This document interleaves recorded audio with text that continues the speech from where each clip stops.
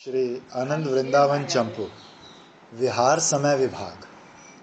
वर्षा ऋतु में श्री कृष्ण प्रतिदिन जब तक गौएं गोष्ठ में रहती माता पिता आदि द्वारा लालित होते रहते और सायंकाल में वन से गौओं के लौट आने के समय तक अति शोभायमान सखाओं के साथ वन में विहार करते थे। तो वर्षा ऋतु में गलियां नहीं चराते?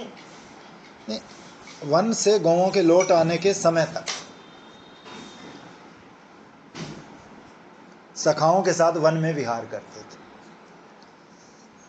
मेघों के समूह अपनी सेवा समाप्त होने से महान दुखी होकर आकाश में चारों ओर छिन्न भिन्न हो गए और वर्षा ऋतु के समाप्त होने पर आकाश मेघ रहित हो गया। शरद ऋतु बढ़ गई। इसके बाद अपनी अखंड सेवा का समय जानकर कि मुझे अब कृष्ण की सेवा करनी चाहिए, इस उत्कंठा पूर्वक उत्कृष्ट सुख से परिपूर्ण होकर शरद ऋतु रूपा नायिका उनकी सेवा में उपस्थित हो गई। शोभायमान मुखारविंद वाली वो नायिका सुंदर मुख वाले सारस पक्षी मुख विशिष्ट थी। अनुराग की निर्मल सुख धारा बरसाने वाली थी। जल का असारांश न रहने से कीचड़ की मानो मांग उसने भर रखी थी। अतिशय आनंद मुग्ध हंस मानो उसने नुपुर धारण कर रखे थे। सुमधुर ध्वनि कारक सारस पक्षी उसके करघनी स्थानीय थे। शरद ऋतु में तो पूरा साफ हो जाता है पानी ना, कीचड़ क्यों है? कीचड़ क्योंकि अभी बरसात होके हटी है ना, वर्षा ऋतु तो अभी ही गई है। विकसित कमल उसके सुंदर नेत्र थे। चंचल का फोन आ गया था मुझे, तो मैंने तब मेघ रूप कीचड़ से धुलकर आकाश तल निर्मल हो गया था। समस्त जल सरोवर सज्जनों के हृदय की तरह शुद्ध हो गए थे। उत्तम श्लोक श्री भगवान के यश की तरह घास विकसित होने लगी। निशा रूप सान पर चंद्रमा उत्तेजित सा हो उठा। ताराओं ने मानो उपटना सा कर लिया। श्री वृंदावन की शोभा प्रफुल्लित छतिवन पुष्प की सुगंध से सुवासित हो उठी। सुधे मेघों की पंक्तियां मान रूप कलुषता से रहित सुंदर रमणियों की तरह जल से क्षीण हो गई। वर्षा रूपा सखी के विरह से जल की अधिकता नष्ट हो जाने से राग रंग भरी तरंगों वाली बड़ी नदियों के पुलिन हड्डियों के पंक्तियों की तरह बाहर दिखाई देने लगे। उन नदियों के तट पर चंचू घास के सुंदर रेखाएं देवताओं के मन को भी हरने वाली हो रही थी। प्रत्येक तीर विचरने वाले सुहावनी बोली बोलने वाले सरस्वती के द्वारा भी अकथनीय शोभा वाले परम मध्य हंस श्रेष्ठ सारस सरस मनोरथ युक्त चकवा कुरर बगला बतक आदि के चरण चिन्ह से चित्रित हो रहे थे। उस समय वायु निर्मल सफेद लाल कमलों के चारों ओर मानो चतुरता पूर्वक गोलाकार नृत्य कर रहा था। मनोहर तरंगों के जल कणों के भार से वो मंद मंद गति से चल रहा था, उसके मन को लुभा रहा था। कमलों का पराग तथा जल बिंदुओं को लेकर वायु अजन्मा श्री कृष्ण को नमस्कार करना चाह रहा था। समस्त विलक्षण लक्षणों से उपस्थित हुई उस शरद ऋतु में श्री वन का प्रदेश वर्षा जल रहित हो गया था। श्री कृष्ण गोचारण करते हुए सखाओं के साथ वृक्ष लताओं से शोभित मार्गों में खेल रहे थे। वो स्थान कृष्ण अनुराग से सुंदर स्निग्ध था एवं आत्मीय जनों के लिए श्री कृष्ण दर्शन महोत्सव का आनंद देने वाला था। श्री कृष्ण सदा अबला गोप रमणियों को काम में मदमत्त कर रहे थे। उस समय वर्षा ऋतु भी बगलों को मदमत्ता दे रहा था। श्री कृष्ण चंचल विकसित आकर्षक गंधमय कदम्ब पुष्पों की माला धारण कर रहे थे। वर्षा ऋतु कदम्बों से युक्त था ही। वर्षा ऋतु की तरह श्री कृष्ण मदमत्त नृत्यकारी मोर पंखों के मुकुट से विभूषित था। वर्षा जैसे विद्युत शालिनी थी, श्री कृष्ण भी कसौटी पर परीक्षित स्वर्ण निंदित विद्युत की भांति शोभित हो रहे थे। बिजली की चमकवत अभिराम थे। श्री कृष्ण मुरली ध्वनि रूप मेघ गर्जन से परंपरागत मदमत्त मोरों की मंडली को चारों ओर नचा रहे थे। किसी एक दिन श्री कृष्ण अपने केश कलाप पर चंचल और मनोहर मोर मुकुट धारण करके कानों में मकराकृति कुंडल और कन्नेर के पुष्प सजाकर स्वर्ण कांति पीतांबर पहनकर वैजंती पंचरंग पुष्पमाला भूषित होकर नटराज की शोभा युक्त होकर वृंदावन में पधारे। वज्र, अंकुश, ध्वजा, कमल आदि चरण चिन्हों से ब्रजभूमि को चित्रित करते चल रहे थे। उन्होंने अधर पल्लव के अग्रभाग पर वेणु धारण कर धीरे धीरे शरद ऋतु उचित मालव श्री राग का गान आरंभ किया, किंतु अरुण बिंबा फल के समान अधरोष्ठ की तथा अरुण वर्ण उंगलियों के कांति प्रवाह से वंशी मालव श्री राग को लांग कर वंशी का स्वेच्छापूर्वक मूर्तिमती रागावली को प्रसारित करने लगे। तब अधर पल्लव से स्फुरित मंद मंद विकसित दंत पंक्ति की किरणों और मंद मुस्कान के द्वारा श्री कृष्ण द्वारा चुंबित वंशी के उस छिद्र ने मानो रमणी के मुख की सुंदरता को धारण कर लिया। ये मुरली छिद्रों से युक्त होकर भी श्री कृष्ण मुख से निकले रागों द्वारा निश्छिद्र हो उठी, कठोर होकर भी अपने कठोर अंतःकरण को सरस बनाने लगी, स्वयं चुप न रहकर वन के मृग पक्षियों को मौनी बनाने लगी और स्वयं बांस से उत्पन्न होकर वंश से उत्पन्न होकर सदवंश में उत्पन्न होने वाली ब्रजवधुओं को व्याकुल करने लगी। श्री कृष्ण की ये वंशी स्वयं शून्य होकर भी अपने भीतर रागों का संग्रह कर रही है, स्वयं एक पर्व यानी गांठ धारण करके भी सैकड़ों पर्व उत्सव प्रकट करती है, स्वयं मधुर रमणीय ध्वनि धारण करती है परंतु सारे जगत को व्याकुल कर देती है, जड़ता उत्पन्न करके भी सबको महान उल्लास प्रदान कर रही है। फिर इसकी सूक्ष्म मधुर ध्वनि तीन लोकों में फैलकर विलास करते हुए कानों में प्रवेश करती है, तथापि समस्त शरीर को पीड़ित करती है। इसकी स्वाभाविक ध्वनि अनेक प्रकार के रसों को प्रसारित करती है, कभी तो ये अमृत को और कभी विष को वितरित करती है। ये प्रवाहित जल को तुरंत स्तंभित कर देती है, पर्वत पर पहुंचकर उसे द्रवित कर देती है, सूखे वृक्षों को मूल से लेकर शिखर पर्यंत कोमल पत्र पुष्पों से हरा कर देती है, ब्रह्मानंद में विलीन मुनियों को अतिशय उचाट कर देती है। इस प्रकार इस आश्चर्य की निधान श्री कृष्ण की वंशी की जय। इस प्रकार सर्वश्रेष्ठ आस्वादनीय वेणु ध्वनि का मधुर आस्वादन करके वन के स्थावर पशु पक्षी प्राणी मात्र आनंद मग्न होकर समस्त संतापों से रहित हो गए और स्थावर भाव जड़ता को प्राप्त हो गए। ब्रज में जो गोप सुंदरियां थी उनके सब यूथ अगणित शोभा भार से परिपूर्ण होकर अनुराग के पराकाष्ठा रूप परम सौभाग्य का अनुभव करने लगे। उनकी सुशीलता सबकी ध्येय रूप थी। वो समान कामना वाली परस्पर रोचक स्वभाव के कारण कहीं बैठकर परस्पर सौहार्द से वर्धनशील प्रेम के मानसिक विकार को प्रकाशित करने लगती। उस वंशी की सुमधुर ध्वनि के उद्देश्य से आनंद पूर्वक समस्त सुमधुर पदों के सारार्थ रूप श्री कृष्ण के गुणों की गिनती करते हुए दिन व्यतीत करती थी। उन अनंत ब्रज रमणियों में कोई पहली युथेश्वरी अपने आंतरिक भाव को संकुचित होकर प्रकाशित करते हुए बोली, अरे सखियों, नेत्रधारी प्राणियों के नेत्रों का सौभाग्य हम क्या वर्णन करें, जिन्हें वृंदावन में विहार करने वाले अखंड शोभाधारी श्री कृष्ण बलराम दृष्टिगोचर होते हैं। वे उनको स्नेह भरे कृपा कटाक्षों के द्वारा आनंदित करते हैं। इस प्रकार सुमधुर वेणु ध्वनि से भूतलवासी सभी प्राणियों का धैर्य भी हरण हो जाता है। उस समय श्री कृष्ण बलराम मस्तक पर मोर मुकुट धारण कर रहे थे, चंचल मालाओं से तथा सुंदर दिव्य तिलक से शोभा हो रहे थे। मैंसिल गैरिक अनेक धातुओं से लिप्त थे, विचित्र लताओं के पुष्प गुच्छों से उनका प्रत्येक अंग विभूषित था। रंग स्थल में प्रवेश करने वाले दो श्रेष्ठ नटों की भांति वो दर्शकों के नेत्रों का आनंद उत्सव विस्तार कर रहे थे। दूसरी युधिष्ठिरी बोली, हे सखी, जो व्यक्ति उन श्री कृष्ण के मुख कमल का मकरंद नेत्रों से पान करते हैं वो धन्य है, जो उनके मुखारविंद का चुंबन करते हैं वो अति धन्य है।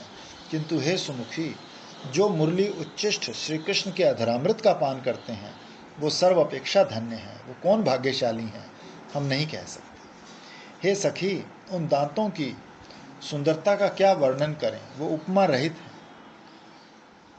पके अनार के दानों यदि कमल के मध्य भाग में अवस्थित हों माणिक्यों की पंक्ति यदि पूर्ण चंद्रमा के मध्य प्रविष्ट हो, तभी श्याम सुंदर की दंत पंक्ति की कुछ उपमा योग्य हो सकती है। ये मुरली अत्यंत साहसवती है, क्योंकि कृष्ण अधर हम गोपियों द्वारा पान करने योग्य है, उसे ये अकेली ही पान कर रही है। न जाने इसने कौन सा पुण्य किया है कि अनायास श्री कृष्ण का अधर रस स्वयं इसे उपलब्ध हो रहा है। देखो तो इस मुरली के पीने से बचे हुए रस के बिंदुओं को स्पर्श कर यमुना आदि नदियों का वेग रुक जाता है। प्रफुल्लित कमल समूह रोमांचित होकर स्तंभित हो जाते हैं। तीरस्थ वृक्ष उस नदी जल को मूल से पान करने का सौभाग्य प्राप्त कर अपने पुष्पों के मकरंद रूप अश्रुधारा प्रवाहित कर आनंदित हो रहे हैं।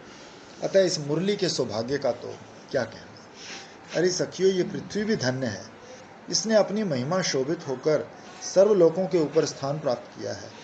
इसका वक्षस्थल श्री कृष्ण के चरण चिन्हों से विशेष चित्रित हो रहा है। वंशी ध्वनि के अमृत रस से सरस अंतःकरण होकर तृण घास के अंकुरों से मानो रोमांचित हो रही है। श्री वृंदावन की महिमा हम जैसी नारियों से अगम्य है। यहाँ पर घनश्याम की मुरली गर्जना से मयूरगण अपने अंतःकरण में हुलसित होकर मधुर नृत्य करने लगते हैं, और वायु के संचार होने पर भी यहाँ के तरुलता हिलने जुलने से रहित हो जाते हैं। सखी, इन हिरणियों ने ऐसी कौन सी कठिन तपस्या की है कि मधुर मुरली युक्त श्री कृष्ण के मुख कमल का दर्शन कर रही हैं। इनके नेत्रों की सुंदरता और विशालता अयोग्य नहीं, योग्य है।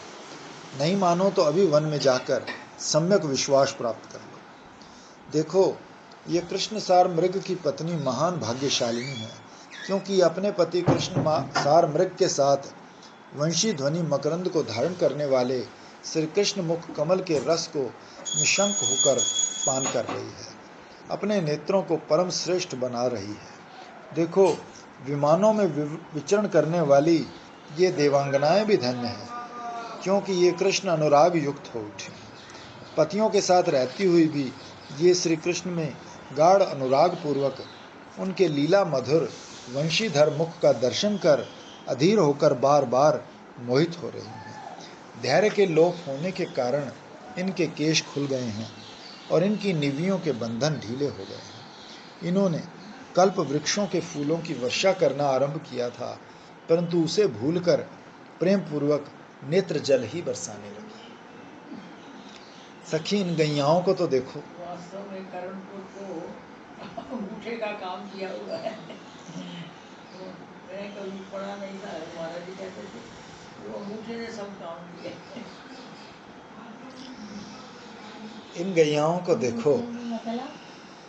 जब एक छोटे से तब पिता नारद जी के पास लेके आया था, तो वहाँ पर मुझे अपना अंगूठा ही तुमने नहीं दिया, तो ये पूछने लगे छोटे से, तो फिर उनको कहे कृष्ण का कृष्ण जब नहीं कहा, तो वो फिर वहाँ पर मिला, तो इसने गुरु धारण कर लिया, कृष्ण उसका नाम कैसे तो उन्होंने सब पहला श्लोक जो कुंडल के बारे में बोला, इतना नाम करणपुर करणपुर नाम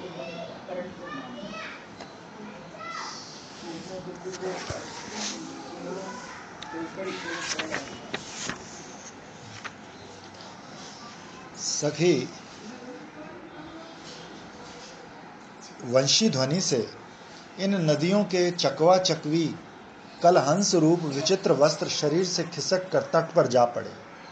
वहीं पुलिन पर लोटपोट हो रहे हैं और रेती में प्रदेश रूप दिखा रही है।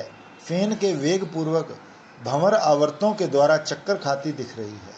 मुझे तो ऐसा लगता है कि ये नदियाँ वंशी ध्वनि से प्रसन्न चित्त होकर अपने तरंग रूप हाथों में कमल की पुष्पांजलि से श्री कृष्ण चरण कमलों का विशेष पूजन कर रही है। देखो तो ये अचेतन मेघ भी अपने शरीर से छत्र के समान होकर शरद ऋतु की सूर्य धूप से बचाने के लिए प्रत्येक मार्ग में श्री कृष्ण के ऊपर ऊपर छाया करते हुए चल रहा है। श्री कृष्ण के चारों ओर घूमकर ये घन मेघ घन श्याम से अपनी मित्रता का प्रदर्शन कर रहा है। श्री कृष्ण भी मेघ के कपूर के परिमाण समान शीतल जल के कणों से सुखी होकर रंग भी एक ऐसा, गर्जन भी एक ऐसी है, तभी तो उसके ऊपर फिदा रहता है। वंशी बजाते हुए गोचारण के श्रम को दूर कर रहे हैं। यही मेघ की स्वाभाविक मित्रता है श्री कृष्ण के प्रति। उनमें प्रधानतम गोपी श्री राधा बोली, अरे सखियों, हमारी अपेक्षा तो ये पुलिंद जाति की नारियां भीलनियां धन्य हैं, क्योंकि ये हरी हरी स्निग्ध घास के ऊपर श्री कृष्ण के चरणारविंद से चमकने वाले उस कुमकुम को अपने स्तनों और मुख पर लेप कर प्रेमवती हो रही हैं, जो श्री कृष्ण की परम प्रिय प्रेयसी के स्तनों से उनके चरणों में लग जाता है। हर्ष की बात यह है कि सर्व अभिलाषाओं के निधान उन श्री कृष्ण के माधुर्य आस्वादन में अधिकारी और अनधिकारी का कोई भेद नहीं। इसलिए ये उचित ही है कि पुलिंद जाति की स्त्रियां भी उनमें अनुरागवती होती हैं। श्री राधा जी बोली, देखो सखी, ये गिरिराज वर्धन गोवर्धन तो श्री कृष्ण की समस्त लीलाओं का सहायक है और भगवत भक्तों में सर्वश्रेष्ठ है, क्योंकि ये उनकी क्रीड़ा के उपयोगी जल फल अनेक प्रकार की धातुओं को उपस्थित कर हर समय सेवा संपादन करता है। श्री कृष्ण गिरिराज की तुष्टि के लिए उसका आश्रय लेने वाले भक्तों के अभिलषित मनोरथ को तुरंत पूर्ण करते हैं, क्योंकि सुयोग्य व्यक्ति भी अपने कल्याण साधन का इच्छुक होते हुए भी किसी योग्यतम गुरु के आश्रय बिना उसे सफल नहीं बना सकता। तदनंतर अलौकिकता के कारण सदा नवीन और प्रबल प्रेम से धन्य धन्य यदि कुलीन कन्याएं परस्पर सरलता पूर्वक अपने हृदय के भावों को प्रकाशित करने लगी। उनके परस्पर प्रकाशित भावों को नीतिज्ञ विद्वान भी नहीं जान सकते थे। वेणु ज्ञान के आरंभ में प्रेम विवशता वश लज्जा के बह जाने पर उनमें स्तंभ आदि सात्विक विकार उदित हो उठे। उनकी क्रियाएं मंद पड़ गई। फिर भी परंपरागत पूर्व प्रेम के कारण एक दूसरे को आलिंगन करते हुए कहने लगी। एक ने कहा, अरे सखी, श्री कृष्ण की सुमधुर ध्वनि का प्रभाव सिद्ध है। ये वस्तु मात्र के स्वभाव को परिवर्तन करने वाला सिद्ध मंत्र है। ये सचेतनों को निश्चेतन बना देता है और निश्चेतनों को उसे सुनकर चेतना प्रकट हो जाती है।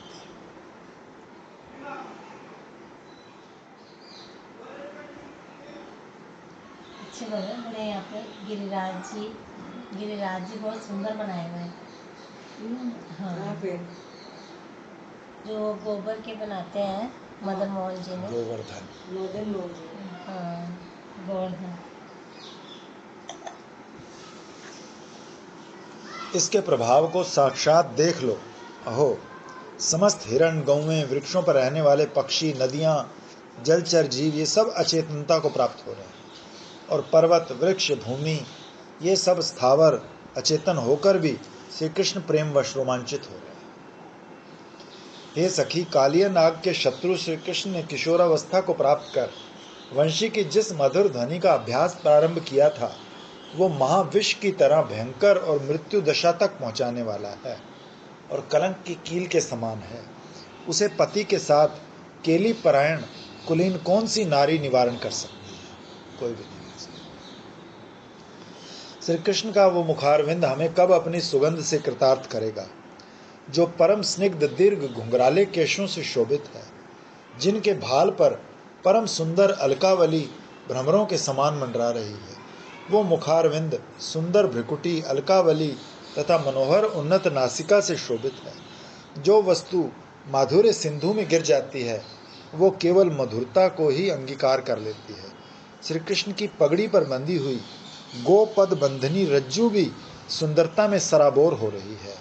रत्न जड़ित मकराकृति कुंडलों के तांडव नृत्य से अतिशय उज्ज्वल श्री कृष्ण के कपोल बिंबों का पूजन तांबुल सुगंध युक्त अपने अधरोष्ठ रूपी बंधुक पुष्पों के द्वारा कोई कोई धन्य भाग्य रमणियां ही प्रसन्नता पूर्वक करते हैं।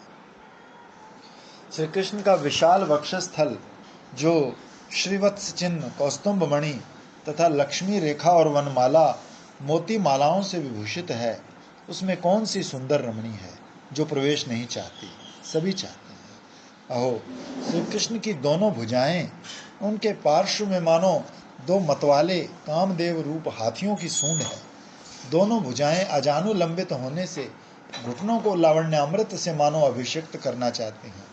ये दोनों भुजाएं कौन सी उत्तमांगना के हृदय सरोवर में चंचलता उत्पन्न नहीं कर देती। श्री कृष्ण का कटी देश सुंदर त्रिवली 3 रेखाओं से आविष्टित है। एक मुष्टि के प्रमाण का होकर अति कुश है एवं अलौकिक तेज से पुष्ट है। स्वयं कृष्ण होकर भी हाय, वो अंतःकरण में बार बार संलग्न होकर उत्कंठा की ताड़ना से कृष्ण बना रहा है। श्री कृष्ण की नाभि तो सौंदर्य कल्पतरु की कोटर के समान है। उसमें से बाहर निकलने वाली छोटी छोटी भ्रमरियों के पंक्ति के समान काले रंग की रोमावली निकल रही है। वो ऊपर मुख करके श्री कृष्ण के हृदय पर्यंत जा रही है, परंतु उसने हमारे हृदय को तो काली नागिन की तरह डस लिया है। अरुण कमल कांति विनिंदक तथा वस्त्र अंकुश ध्वजा कमल आदि चिन्हों से शोभित नुपुरों युक्त रत्न किरणों से उज्ज्वल अंगुलियों से श्री कृष्ण के युगल चरण आहा हमारे वक्ष स्थल को कब अलंकृत करेंगे। इस प्रकार उत्कंठित धन्या आदि उन कन्याओं ने अपने प्राणों को कंठ में रोककर पूर्व अनुराग की पहली दशा में अवस्थित होकर केवल श्री कृष्ण मिलन की आशा में जैसे तैसे शरद ऋतु बिताई। उत्साह रस की दुस्तर तरंगों में डूबते डरपते कात्यायनी देवी के अर्चन रूप व्रत का साहस प्राप्त कर उस हेमंत ऋतु को प्राप्त किया और हेमंत ऋतु आ गई।